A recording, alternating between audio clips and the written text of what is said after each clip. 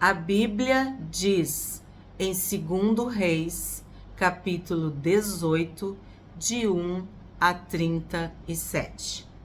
No terceiro ano do reinado de Oséias, filho de Elá, rei de Israel, Ezequias, filho de Acás, rei de Judá, começou a reinar.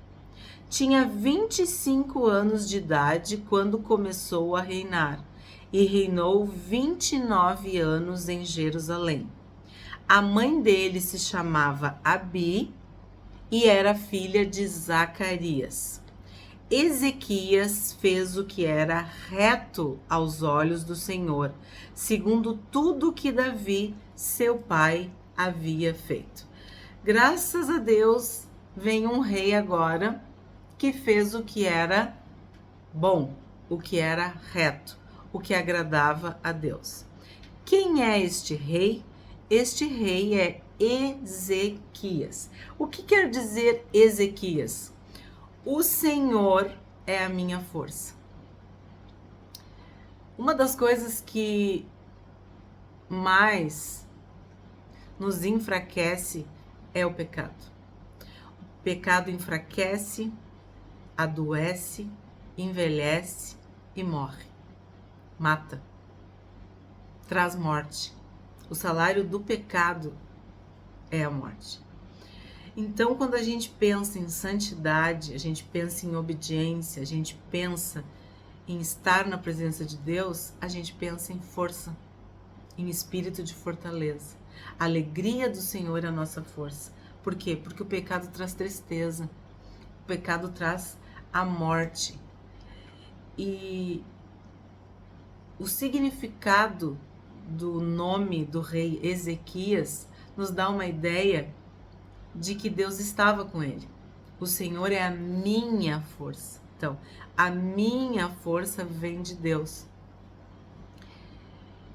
Outra coisa que me chama a atenção, ele tinha 25 anos, ele não era uma criança. Ele fez o que era reto, o que era bom. Ele agradou a Deus. Nós estamos falando de um rei de Judá, que reinou em Jerusalém. E há uma referência aqui a Davi. Quando o rei era bom, era filho de Davi. Quando ele era um bom rei, ele seguia o que o Senhor tinha dito através de Moisés, que é o verso 4. Removeu os lugares altos, quebrou as colunas e derrubou o poste da deusa Azerá. Quem está acompanhando viu quem é que fez, né? E agora ele está destruindo, removendo, quebrando, derrubando. Também fez em pedaços a serpente de bronze que Moisés havia feito. Os filhos de Israel chamavam essa serpente de Neustã, e até aquele dia ele queimava o incenso. Essa tendência de idolatrar, de servir os deuses pagãos, vem desde o bezerro de ouro, né? A gente sabe da história. Ezequias confiou no Senhor, Deus de Israel, de maneira que não houve ninguém como ele entre todos os reis de Judá, nem antes, nem depois dele. Que lindo, né? Então, Ezequias é um bom rei, que fez coisas muito importantes. Porque vocês viram, quando ele removeu, o que Jesus fez? Jesus perdoou os nossos pecados, e a Bíblia diz que ele removeu o escrito de dívida. Ele removeu a nossa vergonha. Ele nos tirou do império das trevas e nos trouxe para o reino do Filho do seu amor. A obra de Deus remove o pecado das nossas vidas, nos perdoa. Ele confiou no Senhor, ele entregou a sua vida ao Senhor. Por que ele fez isso? Olha o 6. Porque se apegou ao Senhor, não deixou de segui-lo e guardou os mandamentos que o Senhor ordenou a Moisés. Então, de novo, quando Ezequias fez o bem, fez o que era reto, ele aponta para Davi, para esse bom exemplo, para essa história correta, para esse legado. Aí aqui fala sobre Moisés. Ó, ele guardou os mandamentos que o Senhor ordenou a Moisés. Então, o que fica para nós? De que quando nós estamos na presença de Deus, nós seguimos bons exemplos. Nós somos fiéis à história, à nossa história, ao legado, à palavra de Deus, ao que está ordenado na Bíblia a nosso respeito. E essa parte quando diz que ele se apegou ao Senhor, que andou com o Senhor, estava de mão dada, fez o que Deus queria, não andou sozinho, não andou para o lado que quis, não, se apegou ao Senhor de mãozinha e vamos andar junto. Que é o que um rei, um líder deve fazer, consultar o Senhor, buscar sabedoria do alto, agir de acordo com a palavra de Deus. Então, aqui tem bons exemplos para nós. Quando nós quisermos ter força, nós temos que remover, quebrar, derrubar tudo aquilo que é contra Deus, todos os falsos deuses. Devemos confiar no Senhor e se apegar ao Senhor, andar junto com o Senhor. 7. Assim o Senhor estava com ele, e ele teve êxito em todos os seus empreendimentos. Rebelou-se contra o rei da Síria e não o serviu. Então, aqui a gente vê que Ezequias teve êxito em todos os seus empreendimentos. Isso é uma promessa de Deus para nós. Que se nós consagrarmos ao Senhor todos os nossos planos, serão bem-sucedidos, nossos projetos. A gente consagra o Senhor, oferece, coloca diante de Deus, pede direção, pede autorização, licença, permissão, se humilha, se submete. Aí Deus vem e nos abençoa, porque nós nos agradamos de Deus, nós nos interessamos com a opinião de Deus, queremos a bênção de Deus, queremos a presença de Deus. E Deus sabe quem está sendo sincero e quem não está sendo. A gente não toma a frente, a gente não sai metendo os peitos, andando sozinho. Não. A gente consulta o Senhor.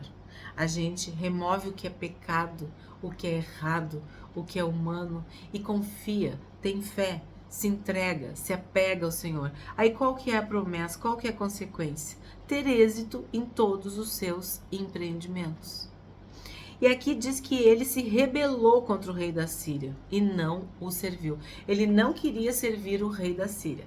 Quem está acompanhando os outros vídeos viu que não era fácil se rebelar, ainda mais sendo de Judá, sabendo tudo que já aconteceu com o reino de Israel. Aí vamos para o 10. Aqui vai ajudar quem não assistiu o vídeo. Ao fim de 3 anos, a cidade de Samaria foi conquistada. Sim, no ano 6º do reinado de Ezequias, que era o 9º ano do reinado de Oséias, que foi o vídeo anterior, rei de Israel, Samaria foi conquistada. O rei da Síria levou os israelitas para a Síria e os fez habitar em Hala, junto a Habor, rio de Gozã e nas cidades dos Medos. Isso aconteceu porque não obedeceram à voz do Senhor, seu Deus, mas quebraram a sua aliança, a saber, tudo que Moisés, servo do Senhor, havia ordenado. Não ouviram, não o fizeram. Então, assim, ó, esse aqui é o resumo do vídeo de ontem.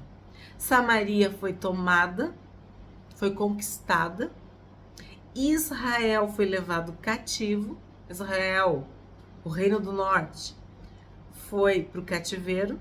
Por quê? Porque eles desobedeceram a Deus, desobedeceram a palavra de Deus, desobedeceram o próprio Deus. Aí vamos para o 14. Então Ezequias, rei de Judá, enviou mensageiros ao rei da Síria, que estava em Laquis, dizendo: eu errei, pare de me atacar e cumprirei tudo que você me impuser. Então o rei da Síria impôs a Ezequias, rei de Judá, um tributo de 10 toneladas de prata e 1 tonelada de ouro. Ezequias deu toda a prata que havia na casa do Senhor e nos tesouros do palácio real. Foi quando Ezequias arrancou o ouro que havia nas portas do templo do Senhor e nas ombreiras, o ouro com que ele, o rei de Judá, as havia revestido, e o deu ao rei da Síria. Então, tu vai dizer assim, bah, não entendi mais nada agora, Cândida. Ó, o que aconteceu? No verso 7, Ezequias não serviu o rei da Síria. Mas, o que aconteceu? O rei da Síria tomou o reino do norte. Tomou Samaria. E se tu olhar no mapa, o pedacinho de Judá era nada.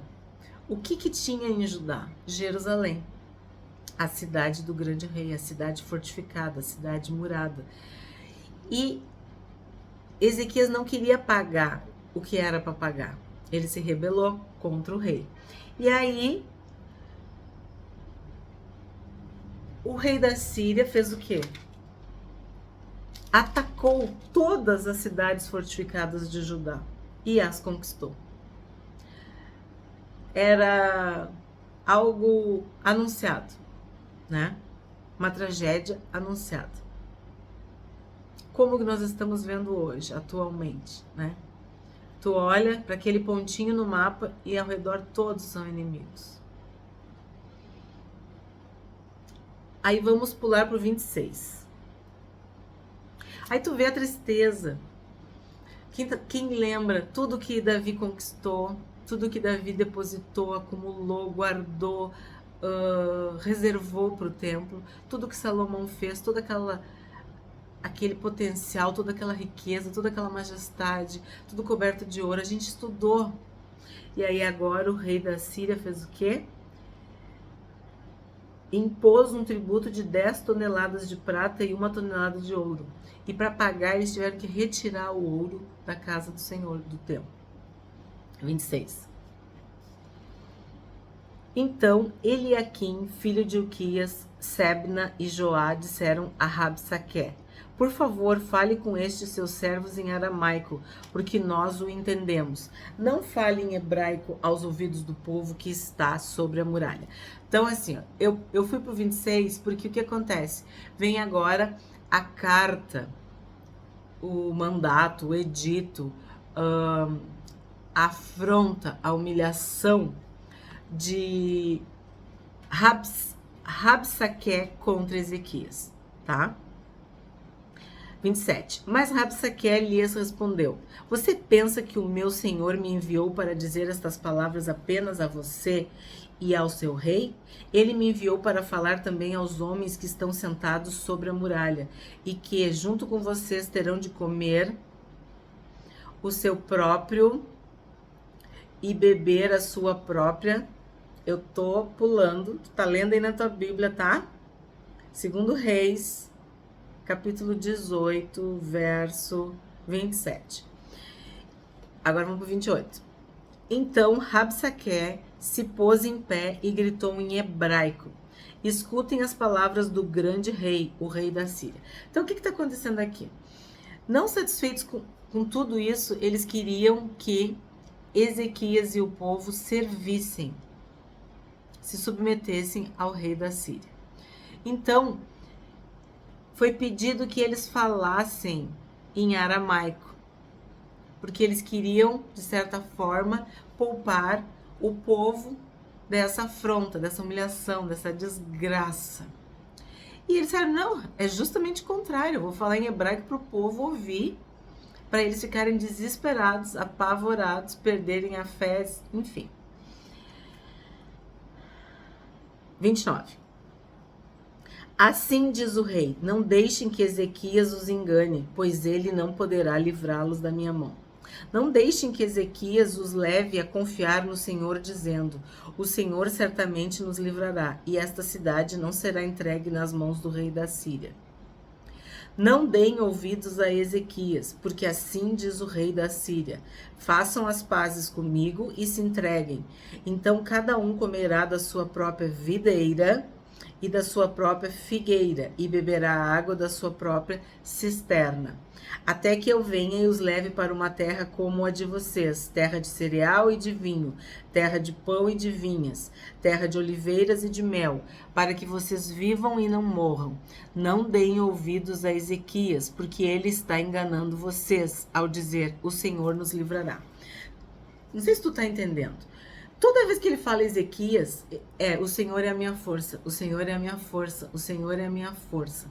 Então, Ezequias era um rei que acreditava que o Senhor era a sua força. Então, ele fazia o que era reto, ele obedeceu ao Senhor. E aqui a gente está vendo claramente, parece a voz da serpente lá no Éden, né? Ou a voz de Satanás tentando Jesus no deserto. Sabe aquela conversa mole? Ah, se tu me servir, eu vou te dar todos os reinos. Ah, se tu comer, tu não vai morrer. Ah, não sei o quê. Sabe as mentiras? A voz sedutora, manipuladora e mentirosa do inimigo? É isso. Ele estava querendo jogar o povo contra Ezequias. Porque a força deste povo e deste rei era o Senhor. Aí vamos para o 36. O povo ficou calado e não lhe respondeu nenhuma palavra, porque assim lhe havia ordenado o rei: não lhe respondam. Então Eliaquim, filho de Ilquias, o responsável pelo palácio, e Sebna, o escrivão, e Joá, filho de Asaf, o cronista, voltaram para junto do rei Ezequias, com as suas roupas rasgadas, e lhe contaram o que Rabsaque tinha dito. Gente, esse capítulo tem que parar aqui, mas amanhã a gente vai continuar. O que a gente aprende hoje até aqui? Que, claro, tu continua lendo na tua Bíblia, tu segue lendo, que amanhã a gente continua o vídeo. O que a gente aprendeu hoje? Que o rei Ezequias obedeceu e fez o que era reto perante o Senhor. Ele removeu os altos, ele quebrou as colunas e os postes ídolos. Ele confiou no Senhor, ele se apegou ao Senhor. E o Senhor abençoou Ezequias. Ezequias se rebelou contra o rei da Síria e não quis servi-lo, não quis pagar os impostos, os tributos elevadíssimos. O rei Senaqueribe tomou as cidades de Judá e afrontou ao rei Ezequias. E a forma que ele usou foi mandar uma carta através de Rabsaque, que, não satisfeito em comunicar o rei e aos seus súditos, a sua corte, resolveu falar para que todo o povo ouvisse, para que todo o povo sofresse, para que todo o povo fosse afrontado e humilhado. E ao mesmo tempo queria trazer o povo para o seu lado. Então a gente vê aqui uma estratégia maligna, que é feita desde o princípio.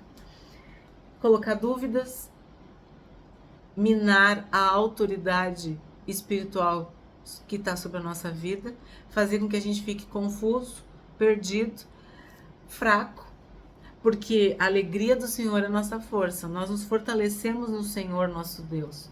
Então, toda vez que a gente aceita uma conversa mole dessas, um espírito do erro, um espírito do engano, uma mentira disfarçada, né? Porque ele prometia que se eles não seguissem Ezequias, ele ia colocar o povo num lugar com videiras, com figueiras, com cereal, com vinho, com pão, com mel. Quer dizer, o inimigo sempre promete mundos e fundos. Porque se teu coração for inteiro, isso não vai ser nada. Não vai significar nada para ti. Mas se o teu coração for dividido, tu vai cair em tentação. E tu vai acabar fazendo o quê? Cedendo. Trocando o direito da primogenitura por um prato de lentilhas, por um guisado, por um cozido. Como o Judas que vendeu o Senhor Jesus por 30 moedas. Como Adão e Eva que comeram o fruto proibido, desobedeceram porque ouviram aquela conversa. Então, O que fica para nós no dia de hoje, neste vídeo? De que nós devemos ouvir a palavra do Senhor, ter fé e confiar no Senhor, porque a nossa força é o Senhor.